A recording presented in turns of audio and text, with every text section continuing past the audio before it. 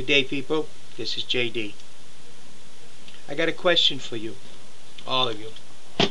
How do we get our youth, and I'm talking about our people that's 15, 16, 17, 18-year-olds, to realize what's going on in government today, they will have to pay for? How do we get the youth to understand their blind fellowship of an ideology that has proven failure time and time and time again is going to cost them? Now, yes, we've done bailouts and we run up trillions and trillions of dollars in debt. That's going to have to be paid for. Of course, the United States government could say, okay, well, since nobody paid us in World War II and the Korean War and they all owe us a lot of money, we don't have to pay you. We could do that. A lot of countries did that. But I don't think that's the American way. At least that's not my way. There's several times in my life I could have declared bankruptcy. Instead, I struggled through and paid my bills. And I don't think that's the United States way. But how can we make a prosperous future?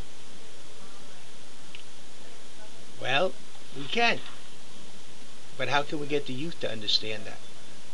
How can I get you all to understand that? We can eliminate the debt we're running up, but not with the current system we have right now for raising revenue. It's a bleeding system. The current system we have is on so few and so much that it's a bleeding system. It has to be fairly and equitably dispersed, and then it can be done. Creation of jobs, increased manufacturing, all those things in our future need to be done, and it can be done. Not bailouts. Our government, look at what they said they plan to do. Medical for all. Yeah, we want medical for all. And what they do? Come up with a plan to get medical for none. Basically, they wanted to regulate the insurance companies. They have control over insurance companies. They haven't provided any new medical for anybody. All they're going to provide is a lot of regulations for insurance companies.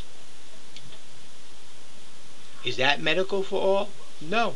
But we could have medical for all without spending trillions upon trillions of dollars. But that ain't the way they're going to do it. They want to regulate the insurance company and force us to go into plans and programs which some of us may not deem worthwhile for us. So, how do we change all that? For one, we quit looking at the political parties. You've got to realize you are the individual. You control your future in this country. You can do it one of two ways, but you still control your future. You can search and participate and help select people who are and will fight for you, or you can sit back and say, it's screwed up, the heck with it, I'm going to do nothing, and give it to the people who have it right now. The political parties have full control right now. Are you going to leave them with that?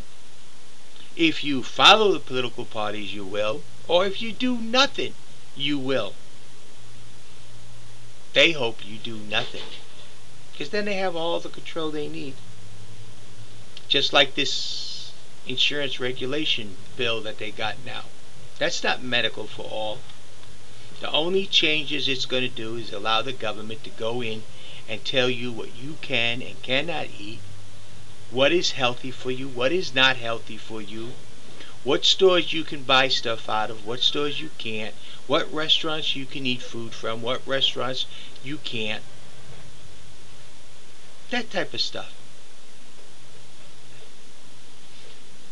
Now, I do agree that the local government or the state government should regulate what's available in the schools for the children. And that should be because it's state property, city property. They have that right. But I don't think on a corner store or something they have the right to come in there and say, you will put this in this machine and take that out. No. Only two people have that right. One is the person who owns the store. He can say what I want and don't want in the machine, because that affects his customers. And two is his customers who participate in that machine. If they don't like what's in it, they don't get anything. And if they like what's in it, they get it. But the government don't need to go in and tell them what they can and cannot buy. It's just like your health insurance. I really don't see it working. And I'm going to give you this one question. This simple little question. And I'll show you it won't work. How many people, think about this now, how many people that are homeless over the age of 65 do not have health insurance? Homeless over the age of 65. How many?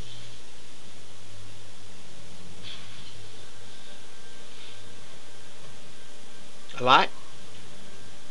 A real lot? Well, you said they got no money, so how can they have health insurance? So there's got to be a lot. No.